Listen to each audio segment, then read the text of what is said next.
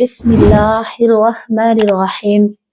معزز خواتین اسلامیہ، السلام علیکم ورحمۃ اللہ وبرکاتہ۔ امید ہے کہ آپ سب خیریت سے ہوں گے۔ اللہ مجھے اور آپ کو خوش رکھے، اپنے امان میں رکھے۔ پیارے عزیزو، آئیے گا آج ہم بات کریں گے مباشرت کے اوقات، یعنی مباشرت کے وقت کون کون سے ہیں جس میں برکتیں نازل ہوتی ہیں اور جس میں اگر ہم کریں تو اس میں ہمیں کوئی نقصانات ہوتے ہیں۔ انشاءاللہ اس میں واضح کریں گے، لیکن اس سے پہلے ان راتوں کو بتانے سے پہلے، ان وقتوں کو بتانے سے پہلے میں چاہتی ہوں کہ آپ کو قرآن اور حدیث کی روشنی میں آقا کریم صلی اللہ علیہ وسلم کی حدیث مبارکہ سے ہم شروع کریں تاکہ آپ کے دل اور دماغ منور اور روشن ہو جائیں، کوئی بھی آپ کے دل میں شک اور شبہ نہ ہو جس سے کہ آپ کوئی ٹینشن کرنے لگیں۔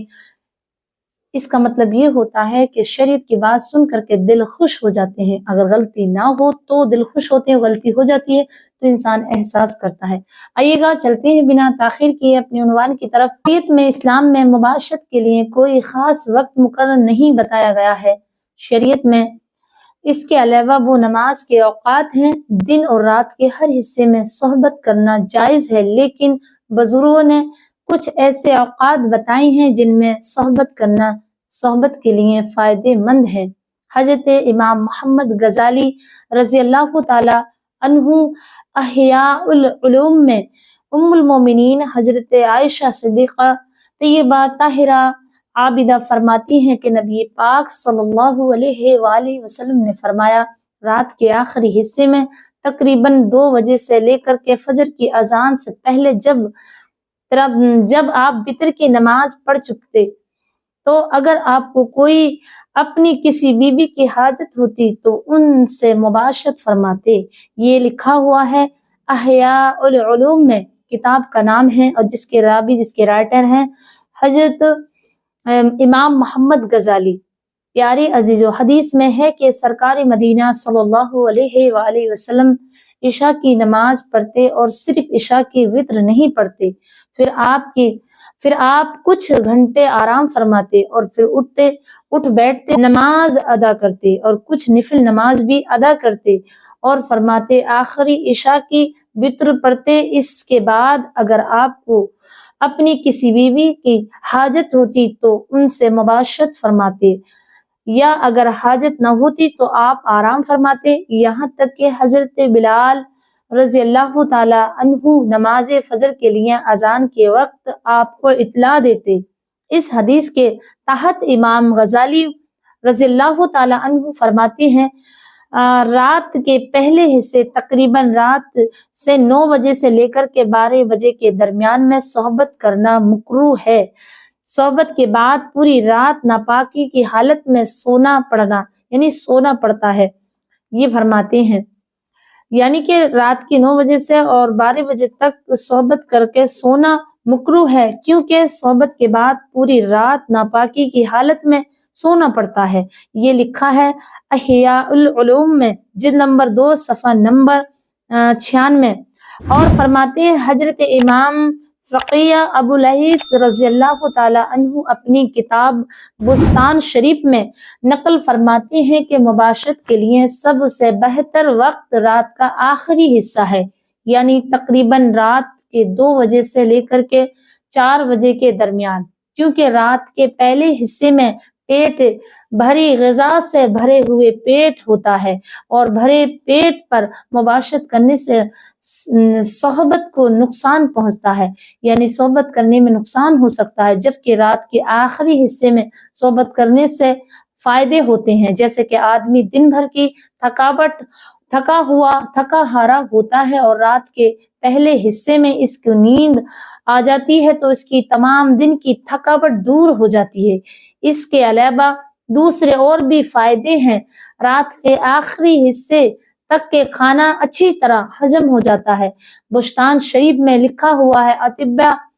اطباء لکھتے ہیں تحقیق کی گئی ہے کہ تحقیق کے مطابق پیٹ بھرے ہونے کی حالت میں مباشرت نہیں کرنا چاہیے، کیونکہ اس سے اولاد کند ذہن پیدا ہوتی ہے۔ پیارے عزیزو، اور ایک عالم دین لکھتے ہیں کہ ایک غیر مسلم ڈاکٹر کی کتاب میں یہ لکھا تھا کہ پیٹ بھرے ہونے کی حالت میں اگر مباشرت کی جائے تو انزال جلد ہو جاتا ہے، معدہ کمزور ہو جاتا ہے، ہاضمے کی قوت کمزور ہو جاتی ہے اور جگر پر ورم اور شوگر وغیرہ کے مراض بن جاتے ہیں۔ یہ تمام باتیں حکمت کے مطابق ہیں اور شریعت میں مباشرت کے لیے کوئی خاص وقت متعین نہیں ہے کہ اس متعین وقت پر کی جائے اور دیگر اوقاتوں میں کرنا ناجائز گناہ ہو۔ شریعت کے مطابق ہر وقت صحبت کی جا سکتی ہے۔ حضور اکرم صلی اللہ علیہ وآلہ وسلم اپنی ازواج مطہرات سے دن اور رات کے دیگر وقتوں میں مباشرت کرنا ثابت ہے۔ ہاں، کچھ دنوں کی فضیلت احادیث میں اور لکھی ہوئی ہیں، جیسے کہ حجت الاسلام سیدنا محمد غزالی رضی اللہ تعالی عنہ نقل فرماتے ہیں، بعض علماء شب جمعہ اور دن جمعہ کے مباشرت کرنا مستحب کہتے ہیں۔ یہ لکھا ہوا ہے احیاء العلوم جلد نمبر 2 صفحہ نمبر 94 پہ۔ اب آئیے گا میرے پیارے عزیزو، آپ نے قرآن اور حدیث کی روشنی میں سماعت کر لی، لیکن جو اللہ کے رسول کے صحابی اکرام ہیں ان سے جو ثابت ہے وہ کون کون سی رات؟ صحابی رسول صلی اللہ علیہ وسلم سے کن کن راتوں میں مباشرت کرنا شریعت میں بہت ضروری ہے اور نہیں کرنا نقصانات ہیں، سماعت کریں، ان راتوں میں مباشرت نہ کریں۔ پیارے عزیزو، حضرت حدیث پاک میں ان راتوں میں مباشرت کرنا منع ہے، اور وہ کون سی راتیں ہیں؟ اب سماعت کریں، حدیث شریف میں ہے ام المومنین حضرت علی، حضرت ابو ہریرہ، حضرت امیر معاویہ رضی اللہ تعالی عنہما سے روایت ہے کہ ہر مہینے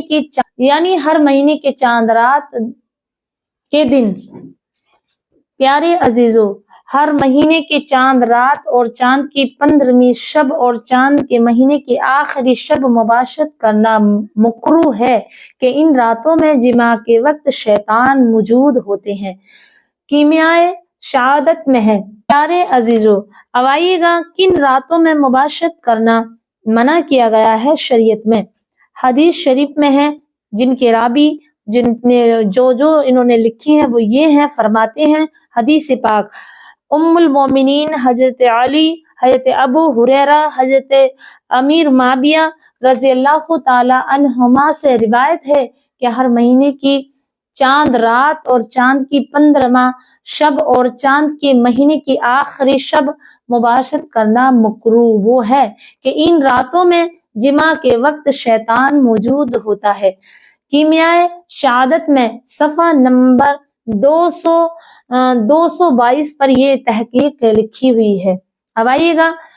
تحقیق یہ ہے کہ ان راتوں میں مباشرت جائز ہے، لیکن احتیاط اسی میں ہے کہ مباشرت کرنے سے ان راتوں میں پرہیز کریں۔ واللہ تعالی علم، اس تمام باتوں کو دھیان میں رکھتے ہوئے اذان نماز اوقات میں بھی مباشرت نہیں کرنا چاہیے، یعنی اذان اور نماز کے اوقاتوں میں جس وقت نمازیں پڑھی جاتی ہوں ان نماز اور اذانوں کے اوقاتوں میں بھی مباشرت نہیں کرنی چاہیے۔ بزرگان دین فرماتے ہیں اذان اور نماز کے وقت مباشرت کرنے سے اولاد نافرمان مذہب سے بیگانہ پیدا ہوتی ہے۔ پیارے عزیزو، یہ آپ نے سماعت کر لیا کہ ان اوقاتوں میں اگر انسان مباشرت کرے تو ان سے اولاد بیگانہ اور دین کی غدار اور مطلب مذہب سے بیگانہ ہوتی ہے، دین کا دشمن بھی ہو سکتا ہے اگر ان راتوں میں مباشرت کی جائے۔ یہ لکھی ہوئی ہے کیمیائے شہادت صفحہ نمبر 222 پر۔ پیارے عزیزوں، امید ہے کہ آپ ان باتوں کو میری بہنیں بھی سمجھ گئی ہوں گی۔ ان کا خیال رکھیں کہ چاند کی 15 تاریخ چاند رات، پہلی رات چاند کی، اور اذان کے وقت، اور بالخصوص جب اذان کی نمازیں پڑھی جا رہی ہوں، یعنی اذان ہوگی اس کے 15-10 منٹ بعد کی اذان سن لو، اس کے بعد حاضر ہو جائیں گی، تو نمازوں کے اوقات میں اور بالخصوص اذان کے وقت، اذان تو چلو سن لیتے ہیں ہم لوگ، لیکن اس کے 15-10 منٹ بعد آپ شروع ہوں اپنی ملاقات کے لیے، لیکن اذان ہوتے ہی، یعنی اذان کا جواب تو خیر آپ نہیں دیں گے اس وقت، کیونکہ آپ وقت ایسے لگے ہوئے ہیں اس حال میں تو دھیان رکھے کہ اذان سے 15-20 منٹ بعد میں اپنی بیوی سے ملاقات کریں، اس سے پہلے نہ۔ خیال رہے کہ ہماری اولادوں میں یہی وجہ ہوتی ہے کہ ہماری اولادیں آج نافرمان اور بے شرم بے حیا پیدا ہو رہی ہیں۔ تو ماں باپ کو اور والدین کو چاہیے کہ اپنے ان چیزوں کا خیال رکھیں۔ میرے پیارے عزیزوں، ان باتوں کو بتانے کا مقصد اور مطلب یہ ہے تاکہ آپ اپنے اندر تبدیلی لائیں، یہ غیر مسلم کے لوگوں کی طرح اپنی بیویوں سے ملاقات نہ کریں کہ چلو آج وہاں جا رہے ہیں گھومنے کے لیے ہنی مون پہ، کبھی اس پہ جاتے ہیں ڈیٹ پہ، کبھی کہیں جا رہے ہو تالابوں پہ، ندیوں پہ، جھیلوں پہ جا رہے ہو اور آپ وہاں یہ کام کرتے ہو تو یہ گناہ ہے۔ اس سے بچانے کے لیے ہی آپ کو یہ ویڈیو بنائی جاتی ہیں، جس سے آپ انشاءاللہ اس سے ہوشیار اور خبردار ہو جائیں۔ میرے پیارے عزیزوں، مجھے امید ہے کہ آپ سب، میرے پیارے عزیزوں، مجھے امید ہے کہ آپ سب ان باتوں سے فائدہ اٹھائیں گے۔ السلام علیکم ورحمۃ اللہ وبرکاتہ۔